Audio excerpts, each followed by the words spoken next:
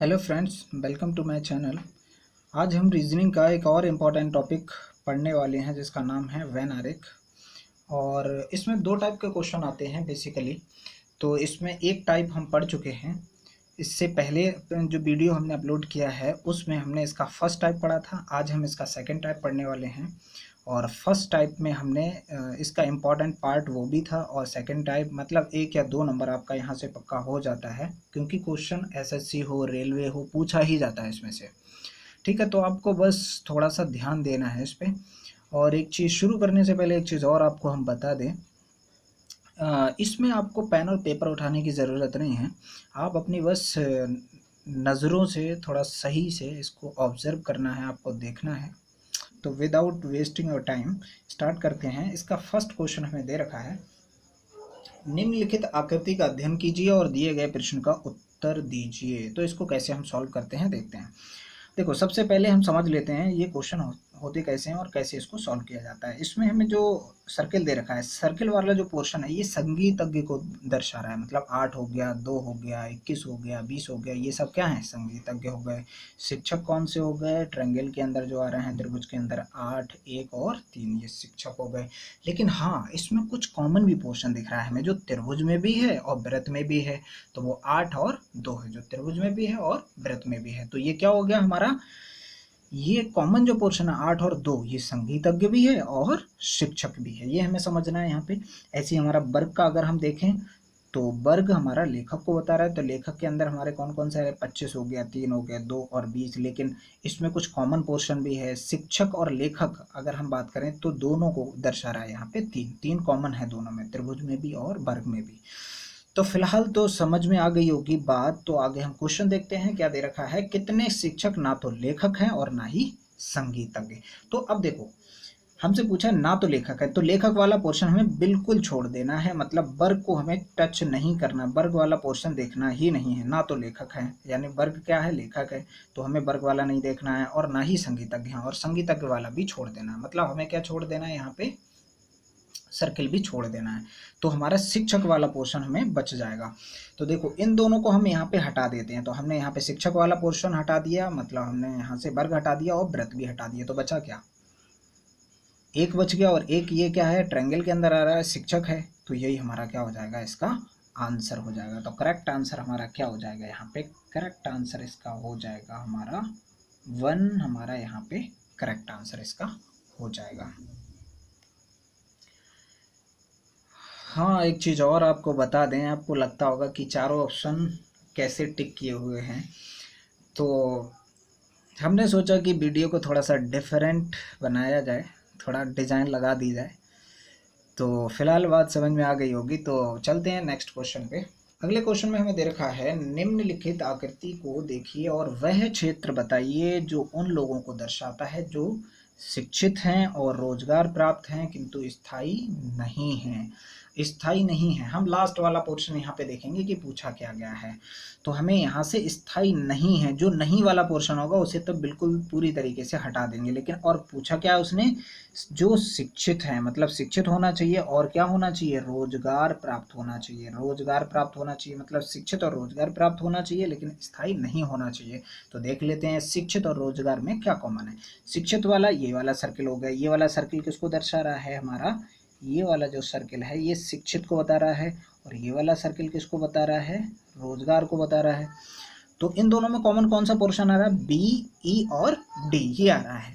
लेकिन ई जो है ये कॉमन आ रहा है दोनों में। लेकिन ई जो है वो किस में आ रहा है? नौकरी में स्थायी, जो कि हमें नहीं लेना है। तो ई को हम यहाँ से हटा देंगे। तो हमारा क्या बचा? बी और डी। यही हमारा क्या हो जाएगा? राइट आंसर हो जाएगा। बी और डी हमारा यहाँ पे राइट आंसर हो जाएगा। ठीक है, तो बी और डी हमारा राइट आंसर हो गया। ठीक है, इस तरीके से हम इसको देख लेंगे। नेक्स्ट क्वेश्चन पे चलते हैं इसके। तो इसमें दे रखा है, दी गई आकृति में वृत्त उन व्यक्तियों को दर्शाता है जिनके पास कार है, त्रिभुज उन व्यक्तियों को दर्शाता है जिनके पास मोटरसाइकिल है, वर्ग उन व्यक्तियों को दर्शाता है जिनके पास ऑटो रिक्शा है, आयत उन व्यक्तियों को दर्शाता है जिनके पास साइकिल है।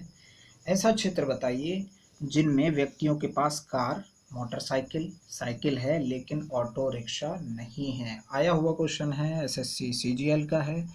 अब देखो इतना भारी भरकम क्वेश्चन, लेकिन हम कुछ ही सेकंड में इसे सॉल्व कर देंगे। कैसे? देखो हमें केवल क्या करना है, इस टाइप के क्वेश्चनों में सबसे लास्ट वाले क्वेश्चन पे जाना है। हमें ये देखना है कि हमसे पूछा क्या गया है। हमसे पूछा गया है ऐसा चित्र बताइए जिसमें व्यक्तियों के पास कार होना चाहिए, मोटरसाइकिल, साइकिल होना चाहिए, लेकिन ऑटो रिक्शा नहीं हो। यहाँ से ऑटो रिक्शा वाला हमें हटा देंगे पूरी तरीके से, तो बाकी के तीनों मीन्स तीनों तो हमें चाहिए ही चाहिए।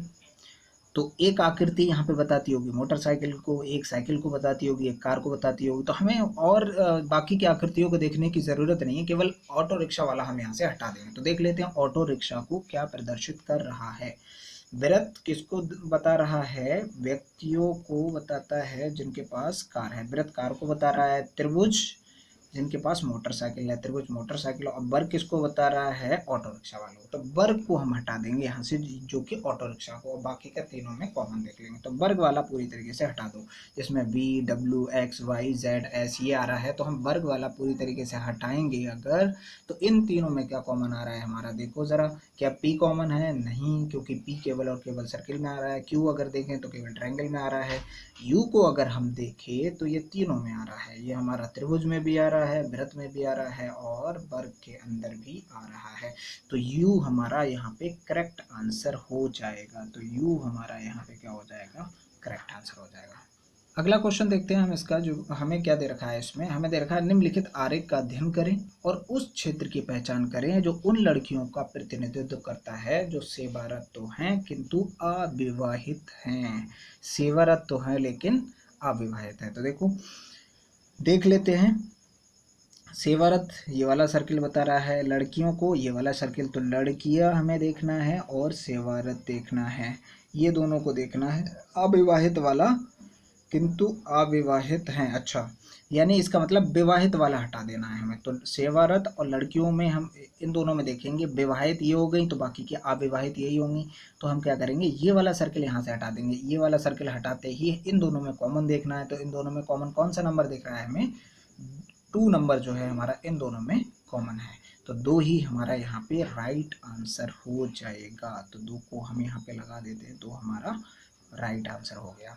ठीक है, अगले क्वेश्चन पे चलते हैं। अगले क्वेश्चन में दे रखा है नीचे दी गई आकृति में त्रिभुज लड़कियों को, वर्ग खिलाड़ियों को और वृत्त कोच को प्रदर्शित करता है। तो आकृति के किस भाग से वैसी लड़कियों का बोध होता है जो खिलाड़ी तो हैं पर कोच नहीं? तो देखो हमें क्या देखना है यहाँ पे, लड़कियों का बोध होता है जो खिलाड़ी तो हैं पर क्या नहीं, कोच नहीं है। तो हम यहाँ पे देख लेते हैं, कोच वाला पोर्शन तो पूरी तरीके से हटाना पड़ेगा। व्रत किसको दर्शा रहा है? कोच को। तो यानी इसका मतलब व्रत हम यहाँ से हटा देंगे पूरी तरीके से। तो किस किस को ले लेंगे? त्रिभुज लड़कियों को दर्शा रहा है, त्रिभुज को लेना है हमें, और वर्ग खिलाड़ियों को दर्शा रहा है।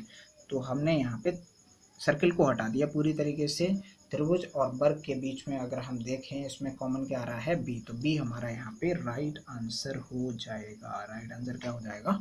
बी हो जाएगा। ठीक है, अगला क्वेश्चन दे रखा है नीचे दिए गए चित्र में एल अच्छे वक्ता को, एम पोस्ट ग्रेजुएट को, एन डॉक्टर को दर्शाता है। तो बताइए कौन सी संख्या अच्छे वक्ता को दर्शाती है जो ना तो पोस्ट ग्रेजुएट हो और ना ही डॉक्टर? तो हमसे देखो यहाँ पे क्या पूछा गया है, अच्छे वक्ता को पूछा गया है, ना तो पोस्ट ग्रेजुएट होना चाहिए वो और ना ही डॉक्टर होना चाहिए। तो देखो हमें इन दोनों को हटाना पड़ेगा। तो पोस्ट ग्रेजुएट मतलब एम है, एम को तो एम को हटा देंगे, और डॉक्टर मतलब एन, तो एम और एन को हम यहाँ पे हटा देते हैं। तो एम और एन वाला सर्किल, एन वाला ये हो गया, एम वाला ये हो गया, यहाँ से हटा दो, एम भी हटा दो और एन भी हटा दो। तो बचा क्या? एल वाला बच गया, मतलब अच्छे वक्ता वाला। तो हमारा एक ही यहाँ पे आंसर हो जाएगा। राइट आंसर क्या हो जाएगा यहाँ पे? 1 हो जाएगा। ठीक है, तो 1 हमारा यहाँ पे राइट आंसर हो जाएगा। ठीक है, अगले क्वेश्चन की बात करें तो हमें दे रखा है निम्नलिखित आकृति में बलिष्ठ व अनुशासित लड़कों को कौन कौन से अंक प्रदर्शित करते हैं? तो देखो उसने हमसे पूछा गया है। अब कभी ऐसे भी दे रखा होगा क्वेश्चन हमें, यहाँ पे त्रिभुज जो है लड़कियों को, यहाँ पे जो आयत हो गया लड़कों को बता रहे हैं, वृत्त जो है बलिष्ठ को, और जो वर्ग है अनुशासित को बता रहा है। हमें यहाँ पे निकालना है बलिष्ठ, अनुशासित और लड़के, तीनों को बताना है यहाँ पे। तो बलिष्ठ क्या हो गया? सर्किल हमें देखना है, लड़के हमारा ये आयत हो गया, और अनुशासित वर्ग हो गया। इसका मतलब त्रिभुज को छोड़ करके इन तीनों में कौन होना चाहिए? तो त्रिभुज वाला पोर्शन हम यहाँ से हटा देंगे। ये त्रिभुज वाला पोर्शन है, हटा दो। अब इन तीनों में कॉमन देख लो, तो इन तीनों में कॉमन क्या आ रहा है हमारा, इन तीनों में कॉमन आ रहा है 2, क्योंकि 1 तो इन दोनों में कॉमन है वर्ग और आयत में। लेकिन अगर हम 2 की बात करें तो इन तीनों में कॉमन है, तो 2 ही हमारा यहाँ पे करेक्ट आंसर हो जाएगा। ठीक है, अगले क्वेश्चन पर चलते हैं। तो हमें दे रखा है स्नातक शहरी महिलाओं को कौन कौन सा क्षेत्र निरूपित करता है। स्नातक, शहरी और महिलाएं तीनों को, तो देखो ज़रा देख लेते हैं। इसका मतलब उद्योगपति हमें हटा देना है, ये वाला सर्कल तो हटा ही देना है। इन तीनों में कॉमन देख लेना है, तो शहरी, स्नातक और महिलाएं। तो महिलाओं के लिए ट्रायंगल हो गया, स्नातक के लिए व्रत हो गया और इसके लिए हमारा वर्ग हो गया। तो इन तीनों में कॉमन क्या है, कौन सा कॉमन दिख रहा है आपके लिए? अगर आप ध्यान से देखें तो 5 एक ऐसा नंबर है जो तीनों में कॉमन है, व्रत में भी, वर्ग में भी और त्रिभुज में भी। तो 5 ही हमारा यहाँ पे आंसर क्या हो जाएगा, करेक्ट आंसर हो जाएगा 5। ठीक है, और नेक्स्ट क्वेश्चन पर चलते हैं, जो है आज का आखिरी क्वेश्चन, मतलब लास्ट क्वेश्चन। और लास्ट क्वेश्चन में हमें क्या दे रखा है, एक बार देख लेते हैं। दे रखा है नीचे 3 आकृतियां दी गई हैं जो स्नातकों, स्नातकोत्तरों और अधिकारियों को निरूपित करती हैं। कौन सा भाग निरूपित करता है कि अधिकारी, स्नातक और स्नातकोत्तर हैं? यहाँ पे हमें क्या पूछा है, अधिकारी, स्नातक और स्नातकोत्तर, मतलब इन तीनों में कॉमन पोर्शन हमसे पूछा गया है। तो ये स्नातक हो गया, स्नातकोत्तर हो गया, अधिकारी हो गया। तो इन तीनों में हम कॉमन देखें तो कॉमन कौन सा पोर्शन है बताओ? क्या डी हो सकता है या जी हो सकता है? कौन सा हो सकता है कॉमन? अगर हम डी की बात करें तो इन दोनों में कॉमन है केवल। अगर हम जी की बात करें तो इन तीनों में कॉमन है, इस वाले सर्किल में भी, इस वाले में भी और इस वाले में भी। तो इसका मतलब हमारा राइट आंसर कौन सा हो जाएगा? जी, यहाँ पे हमारा राइट आंसर हो जाएगा। ठीक है, तो जी हमारा राइट आंसर हो जाएगा। तो अब आपको करना क्या है, इसमें सबसे पहले इस वीडियो को कम से कम 2 बार आपको देखना है, और जब आप वीडियो को प्ले करें तो सबसे पहले आप अपना आंसर लगाएं। अगर आप फिर उसके बाद देखते जाएं कि कितने हमारे करेक्ट हो रहे हैं, उसके बाद सॉल्यूशन को आप देखें। हमने जैसे बताया है उससे पता ये लग जाएगा कि आप अभी कितना नॉलेज रखते हैं इसके बारे में।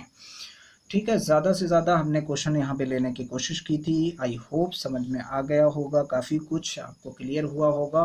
और आपको ज़्यादा से ज़्यादा प्रैक्टिस करना है क्वेश्चनों की। ये आप वीडियो देखने के बाद में आप ज़्यादा से ज़्यादा, आपके पास जो भी वो हो, क्योंकि जब हम सीखते हैं तो सीखने के बाद में तुरंत की तुरंत हमें कंसेप्ट पता लग जाता है, कैसे सॉल्व करते हैं। अगर हम उसी टाइम कुछ और ज़्यादा से ज़्यादा क्वेश्चनों की प्रैक्टिस कर लें तो क्या हो जाएगा, वो और ज़्यादा पक्का हो जाएगा। फिर हम जल्दी भूलेंगे नहीं उसे, फिर एक बार और एग्ज़ाम से पहले रिवाइज कर लेंगे और हमारा एकदम पक्का हो जाएगा। और आज के लिए इतना ही, मिलते हैं नेक्स्ट वीडियो में। तब तक के लिए टेक केयर, बाय बाय, अपना ख्याल रखें।